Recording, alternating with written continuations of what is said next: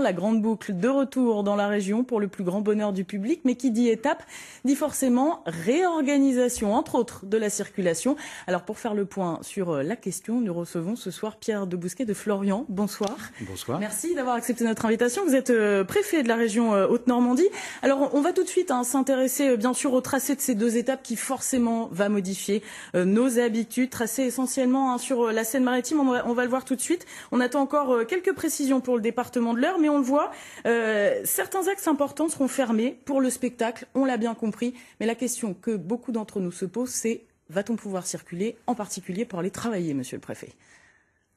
On devrait pouvoir circuler. Nos deux préoccupations sont bien évidemment la sécurité de la course, la sécurité des spectateurs, la sécurité de tous ceux qui l'accompagnent, mais aussi la volonté de limiter la gêne occasionnée à l'occasion du Tour, qui doit rester une grande fête. Donc on a imaginé un système, une sorte de bulle qui avance avec le Tour, qui ferme les routes environ 1h30 avant l'arrivée de la caravane, parce qu'il faut installer des signalisations, tout un tas de précautions, de choses comme ça, et qui rouvre la route un quart d'heure après le passage du dernier coureur. Donc blocage des routes pendant environ 3 heures. Ça sera sans doute un petit peu plus difficile pour les villes qui sont traversées, et notamment Rouen, qui est le lieu d'arrivée vers 5h20 de l'après-midi le 4, et puis aussi qui est la ville de départ le lendemain. Et là, en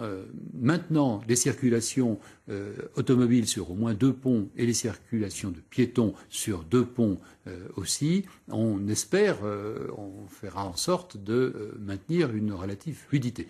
Mais il est clair que ce jour-là, il vaudra mieux venir travailler en transport en commun et ça serait encore mieux peut-être éviter de se rendre trop dans le centre-ville de Rouen, autrement que pour voir le Tour. Voilà, car nous attendons 80 000 spectateurs que nous espérons. En fait, c'est ça la bonne idée, c'est d'aller forcément voir le Tour. Il n'y a pas que la circulation qui sera modifiée, le transport d'urgence, évidemment, sera assuré, on est d'accord?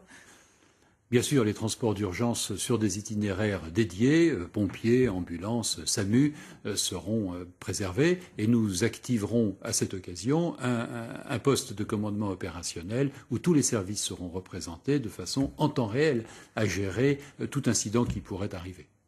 Vous parliez de la sécurité tout à l'heure, c'est vraiment votre préoccupation, la sécurité notamment des spectateurs sur le Tour? Nous déployons 900 gendarmes sur ces 2 jours et 600 policiers, ainsi que 150 pompiers, en plus de tous les services qui continueront d'être rendus. Et ce que je voudrais recommander aux spectateurs, c'est un peu de discipline, qu'ils écoutent les consignes qui leur sont données, qu'ils ne cherchent pas, par exemple, à traverser, qu'ils ne se garent pas sur l'itinéraire, qui est interdit non seulement à la circulation, mais aussi au stationnement. Bref, qu'ils soient à la fois patients et disciplinés pour que cette grande fête populaire conserve le caractère que tout le monde lui souhaite. Merci, monsieur le préfet, d'avoir répondu à nos questions.